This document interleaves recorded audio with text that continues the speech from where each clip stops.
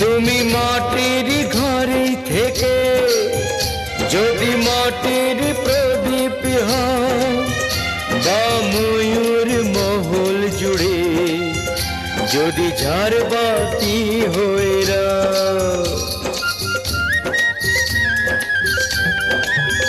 তুমি মাটির ঘরে থেকে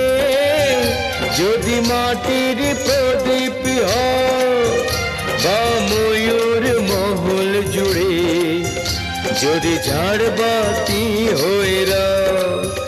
তবু ছড়াতে গেলে